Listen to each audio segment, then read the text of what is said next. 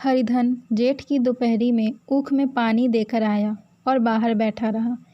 घर में से धुआं उठता नजर आता था। छन छन की आवाज़ भी आ रही थी। उसके दोनों साले उसके बाद आए और घर में चले गए। दोनों सालों के लड़के भी आए और उसी तरह अंदर दाखिल हो गए, पर हरिधन अंदर ना जा सका।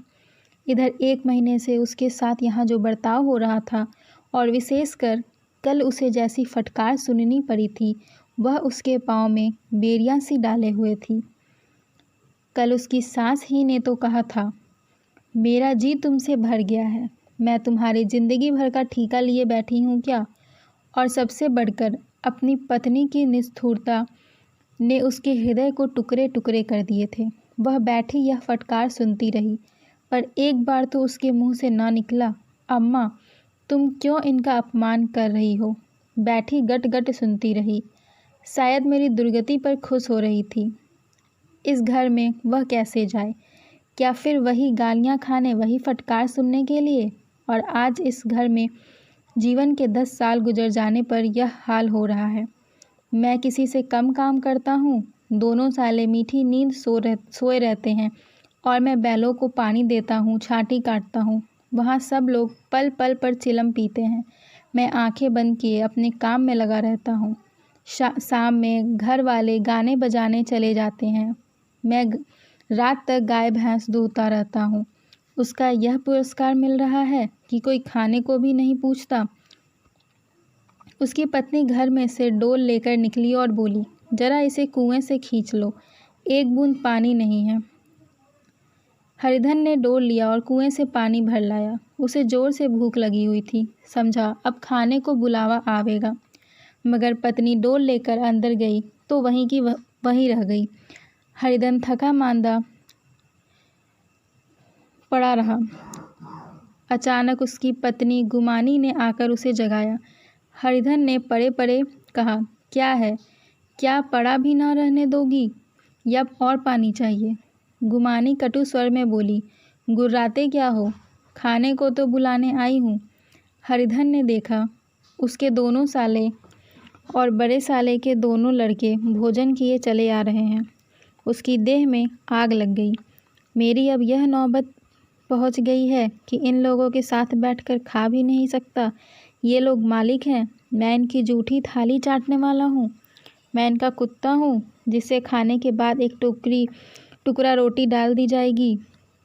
यही घर है जहाँ आज से 10 साल पहले उसका कितना आदर सत्कार होता था।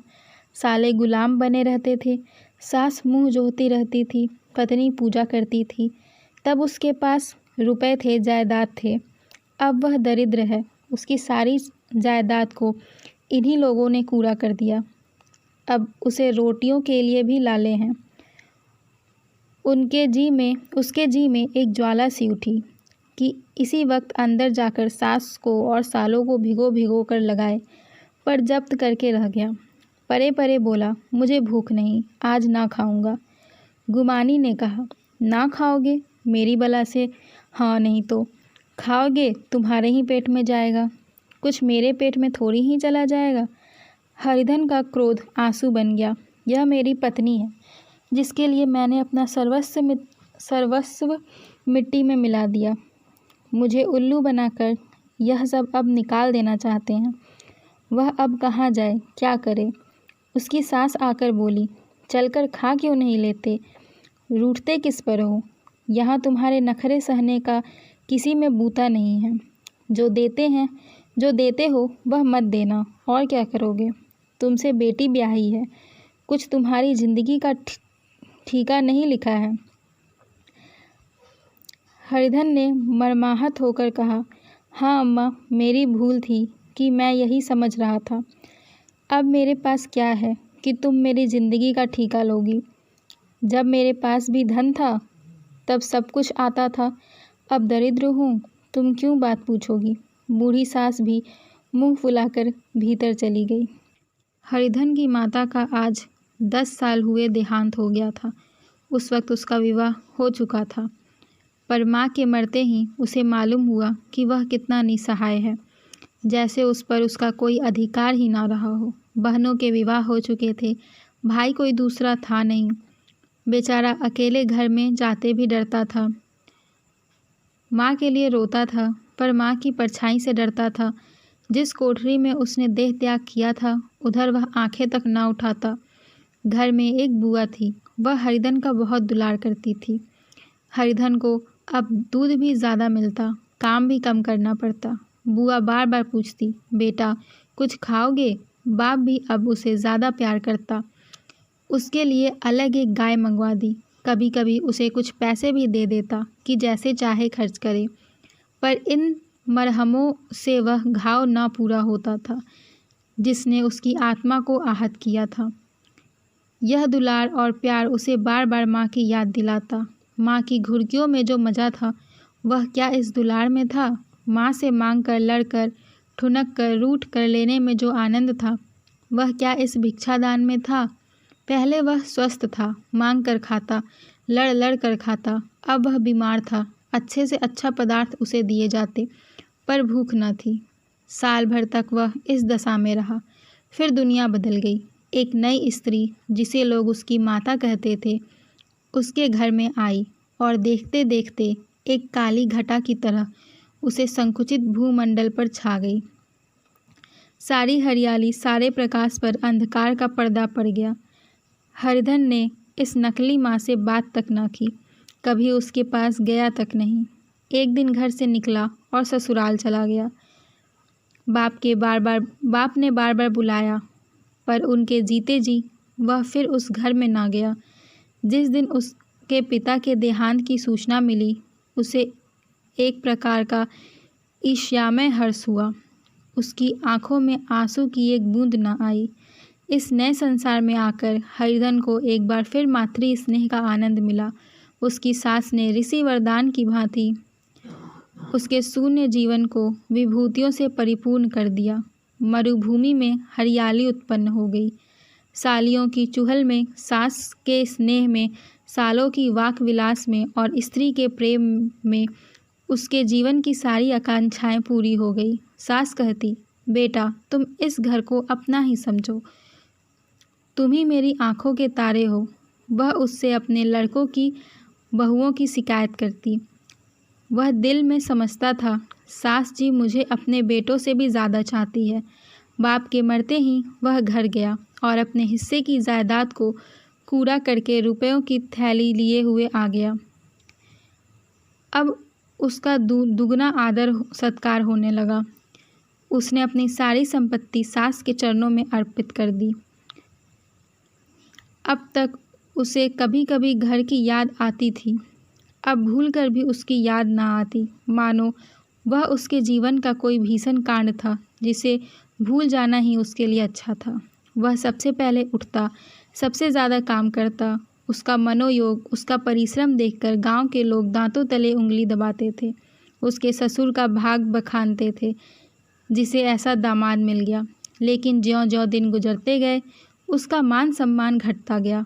पहले देवता, फिर घर का आदमी, अंत में घर का दास हो गया। रोटियों में भी बाधा पड़ गई, अपमान होने लगे।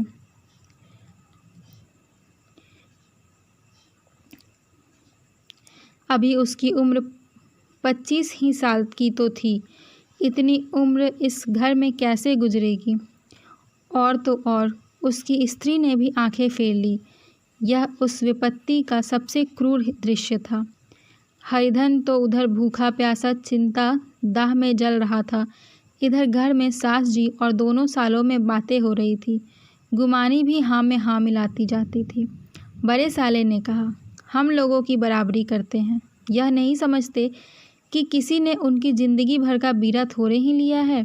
10 साल हो गए, इतने दिनों में क्या 2-3 हज़ार ना हड़प गए होंगे? छोटे साले ने बोला, मजबूर हो तो आदमी गुरके भी, डांटे भी। अब इनसे कोई क्या कहे, ना जाने इनसे कभी पिंड छूटेगा भी या नहीं। अपने दिल में समझते होंगे मैंने 2000 रुपये नहीं दिए हैं। यह नहीं समझते कि उनके 2000 कब के उड़ चुके। 1.25 सेर तो 1 जून को चाहिए। सास ने गंभीर भाव से कहा, बड़ी भारी खुराक है। गुमानी माता के सिर से जू निकाल रही थी। सुलगते हुए हृदय से बोली, निकम्मे आदमी को खाने के सिवा और काम ही क्या रहता है। बड़े साले ने कहा, खाने की कोई बात नहीं है, जिसकी जितनी भूख हो उतना खाए, लेकिन कुछ पैदा भी तो करना चाहिए। यह नहीं समझते कि पहुनई में किसी के दिन कटे हैं। गुमानी घर वालों की ऐसी ऐसी बातें सुनकर अपने पति से द्वेष करने लगी थी। अगर वह बाहर से 4 पैसे लाता तो इस घर में उसका कितना मान सम्मान होता। वह भी रानी बनकर रहती। ना जाने क्यों कहीं बाहर जाकर कमाते उसकी नानी मरती है। गुमानी की मनोवृत्तियाँ अभी तक बिल्कुल बालपन की सी थी। उसका अपना कोई घर ना था। उसी घर का हित अहित उसके लिए भी प्रधान था। वह भी उन्हीं शब्दों में विचार करती, इन समस्या को उन्हीं आँखों से देखती जैसे उसके घर वाले देखते थे।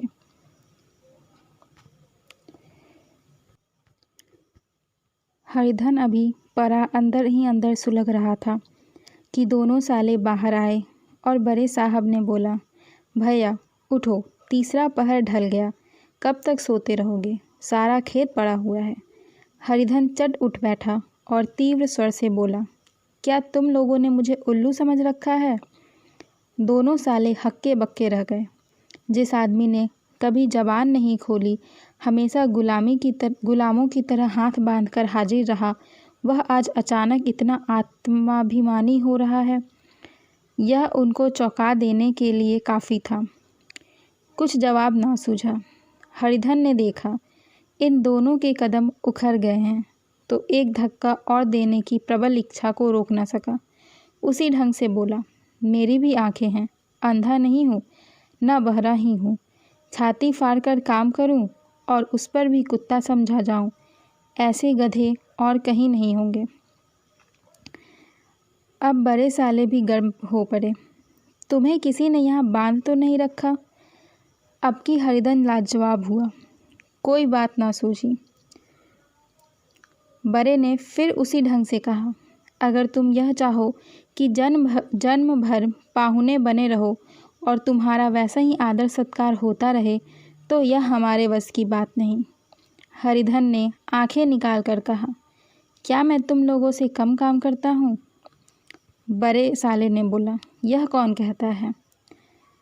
हरिधन ने बोला, तो तुम्हारे घर की नीति है कि जो सबसे ज़्यादा काम करे वही भूखा मारा जाए।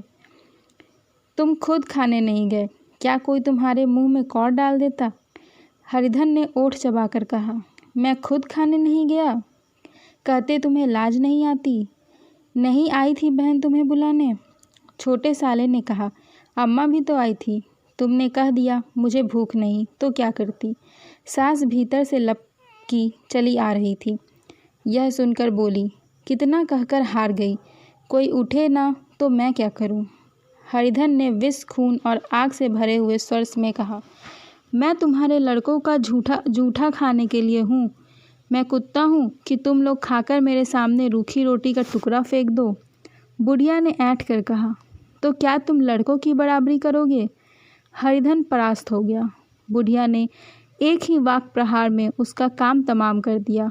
उसकी तनी हुई भौवें ढीली पड़ गई, आँखों की आग बुझ गई, फड़कते हुए नथुने शांत हो गए। किसी आहत मनुष्य की भांति वह जमीन पर गिर पड़ा। क्या तुम मेरे लड़कों की बराबरी करोगे।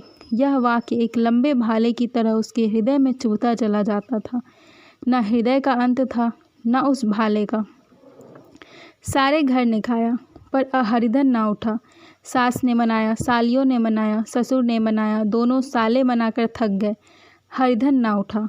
वह द्वार पर एक टाट पर पड़ा रहा। उसे उठाकर सबसे अलग कुएं पर ले गया और जगत पर बिछाकर पड़ा रहा। रात बीत चुकी थी। अनंत प्रकाश में उज्जवल तारे बालकों की भांति क्रीड़ा कर रहे थे। कोई नाचता था, कोई उछलता था, कोई हंसता था, कोई आंखें भींच कर फिर खोल देता। कोई साहसी बालक सपाट भरकर एक पल में उस विस्तृत क्षेत्र को पार कर लेता था और ना जाने कहाँ छिप जाता था। हरिधन को अपना बचपन याद आया, जब वह भी इसी तरह खेला करता था। उसकी बाल स्मृतियाँ उन्हीं चमकीले तारों की भांति प्रज्वलित हो गई।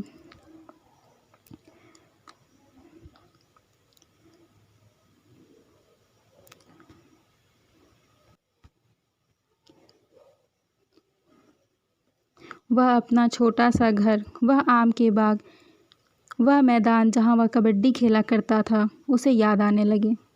फिर अपनी स्नेहमयी माता की सदैव मूर्ति उसके सामने खड़ी हो गई। उन आँखों में कितनी करुणा थी, कितना दया था। उसे ऐसा जान पड़ा मानो माता आँखों में आंसू भरे उसे गले लगा लेने के लिए हाथ फैलाए उसकी ओर चली आ रही है। वह उस मधुर भावना में अपने को भूल गया। वह रोने लगा, फूट फूट कर रोने लगा। उसी आत्मसम्मोहित दशा में उसके मुंह से यह शब्द निकला, अम्मा, तुमने मुझे इतना भुला दिया। देखो तुम्हारे प्यारे लाल की क्या दशा हो रही है। कोई उसे पानी को भी ना पूछता। क्या जहाँ तुम हो वहाँ मेरे लिए जगह नहीं है? सहसा गुमानी ने आकर पुकारा, क्या सो गए तुम? नौज किसी को ऐसी राक्षसी निद्रा ना आए। चलकर खा क्यों नहीं लेते? कब तक कोई तुम्हारे लिए बैठा रहे? हरिधन उस कल्पना जगत से क्रूर प्रत्यक्ष में आ गया। वही कुएं की जगत थी, वही फटा हुआ टाट, और गुमानी सामने खड़ी कह रही थी, कब तक कोई तुम्हारे लिए बैठा रहे। हरिधन उठ बैठा और मानो तलवार म्यान से निकाल कर बोला, भला तुम्हें मेरी सुध तो आई? मैंने तो कह दिया था मुझे भूख नहीं। गुमानी, तो कै दिन तक ना खाओगे? अब इस घर का पानी भी ना पीऊँगा। तुझे मेरे साथ चलना है या नहीं? दृढ़ संकल्प से भरे हुए इन शब्दों को सुनकर गुमानी सहम गई। बोली, कहाँ जा रहे हो? हरिधन ने मानो नशे में कहा, तुझे इससे क्या मतलब? मेरे साथ चलेगी या नहीं? फिर पीछे से ना कहना मुझसे कहा नहीं। गुमानी आपत्ति के भाव से बोली, तुम बताते क्यों नहीं कहाँ जा रहे हो? तू मेरे साथ चलेगी या नहीं? जब तक तुम बता ना दोगे मैं नहीं जाऊंगी। तो मालूम हो गया तू नहीं जाना चाहती। मुझे इतना ही पूछना था। यह कहकर वह उठा और अपने घर की ओर चला। गुमानी पुकारते रही, सुन लो सुन लो, पर उसने पीछे फिरकर ना देखा। 30 मील की मंजिल हरिधन ने 5 घंटे में तय की। जब वह अपने गांव की अमराइयों के सामने पहुंचा तो उसकी मातृत्व भावना उषा की सुनहरी गोद में खेल रही थी। उन वृक्षों को देखकर उसका हृदय नाचने लगा। मंदिर का वह सुनहरा कलश देखकर इस तरह दौड़ा मानो एक छलांग में उसके ऊपर जा पहुंचेगा। वह वेग से में दौड़ा जा रहा था, मानो उसकी माता गोद फैलाए उसे बुला रही है। जब वह आमों के बाग में पहुंचा, जहां डालियों पर बैठकर वह हाथी की सवारी का आनंद पाता था, जहाँ की कच्ची बेरों और लिसोरों में एक स्वर्गीय स्वाद था, तो वह बैठ गया और भूमि पर सिर झुकाकर रोने लगा, मानो अपनी माता को अपनी विपत्ति कथा सुना रहा हो।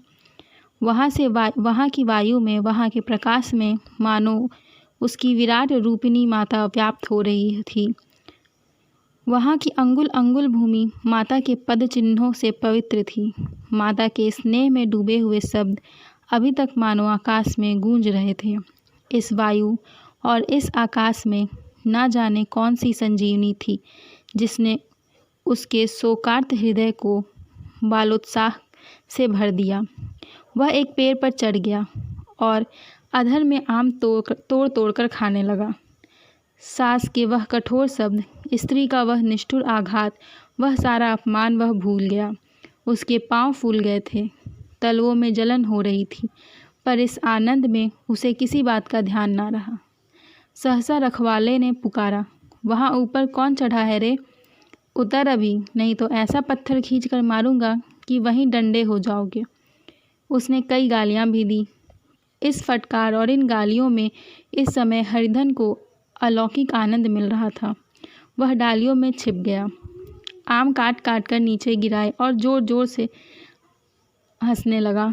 ऐसी उल्लास से भरी हुई हंसी उसने बहुत दिन बाद हंसी थी। रखवालों को वह हंसी परिचित सी मालूम हुई, मगर हरिधन यहाँ कहाँ? वह तो ससुराल की रोटियां तोड़ रहा है। कैसा हंसोड़ा था, कितना चिबिला, ना जाने बेचारा का क्या हाल हुआ। पेड़ की डाल से तालाब में कूद पड़ता था। अब गांव में ऐसा कौन है? डांट कर बोला, वहाँ बैठे बैठे हंसोगे तो आकर सारी हंसी निकाल दूंगा। वह गालियाँ देने जा रहा था कि एक गुठली आकर उसके सिर पर लगी। सिर सहलाता हुआ बोला, यह कौन शैतान है? नहीं मानता? ठहर तो मैं आकर तेरी खबर लेता हूँ। उसने अपनी लकड़ी नीचे रख दी और बंदर की तरह चटपट ऊपर चढ़ गया। देखा तो हरिधन बैठा मुस्कुरा रहा था। चकित होकर बोला, अरे हरिधन, तुम यहाँ कब आए? इस पेड़ पर कब से बैठे हो? दोनों बचपन के सखा वहीं गले मिले। यहाँ कब आए? चलो घर चलो। भले आदमी, क्या वहाँ आम भी मैसर ना होते थे? हरिधन ने मुस्कुरा कर कहा, मंगरू, इन आमों में जो स्वाद है वह और कहीं के आमों में नहीं है। गांव का क्या रंग ढंग है। मंगरू, सब चैन से है भाई भैया, तुमने तो जैसे नाता ही तोड़ लिया। इस तरह कोई अपना गांव घर छोड़कर जाता है क्या? जब से तुम्हारे दादा मरे सारी गृहस्थी चौपट हो गई। 2 छोटे छोटे लड़के हैं, उनके किए क्या होता है? हरिधन ने बोला, मुझे अब उस गृहस्थी से क्या वास्ता है भाई, मैं तो अपना ले दे चुका। मजदूरी तो मिलेगी ना? तुम्हारी गैया भी मैं चरा दिया करूँगा, मुझे खाने को दे देना। मंगरू ने अविश्वास के भाव से कहा, अरे भैया, कैसी बात करते हो? तुम्हारे लिए जान तक हाजिर है। क्या ससुराल में अब ना रहोगे? कोई चिंता नहीं, पहले तो तुम्हारा घर ही है, उसे संभालो। छोटे छोटे बच्चे हैं, उनको पालो। तुम नई अम्मा से बेकार ही डरते थे, बड़ी सीधी है बेचारी, बस अपनी माँ ही समझो, तुम्हें पाकर तो निहाल हो जाएगी। अच्छा, घरवाली को भी तो लाओगे? हरिधन ने बोला, उसका अब मुंह ना देखूंगा, मेरे लिए वह मर गई। अरे अरे, किसको खटखट करना। हरिधन ने बोला, उसका अब मुंह ना देखूंगा, मेरे लिए वह मर गई। मंगरू ने बोला, तो दूसरी शादी हो जाएगी। अब की ऐसी ही पत्नी ला दूंगा कि उसके पैर धो धोकर पियोगे, लेकिन कहीं पहली भी ना आ जाए। हरिधन, वह ना आएगी। हरिधन अपने घर पहुंचा तो दोनों भाई भैया भैया कहकर भीतर दौड़े और माँ को खबर दी। उस घर में कदम रखते ही हरिधन को एक शांत महिमा का अनुभव हुआ, मानो वह अपनी माँ की गोद में बैठा हुआ हो। इतने दिनों ठोकरें खाने के बाद उसका हृदय कोमल हो गया था। जहाँ पहले अभिमान था, आग्रह था, हेकड़ी थी, वहाँ अब निराशा थी, पराजय थी और याचना थी। बीमारी का जोर कम हो चला था, अब उस पर मामूली दवा भी असर कर सकती थी। किले की दीवारें छिद चुकी थी, अब उसमें घुस जाना असहाय ना था। वही घर जिससे वह एक दिन विरक्त हो गया था, अब गोद फैलाए उसे आश्रय देने को तैयार था। हरिधन का निर्वलंबन मन यह आश्रय पाकर मानो तृप्त हो गया।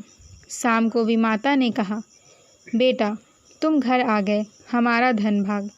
अब इन बच्चों को पालो।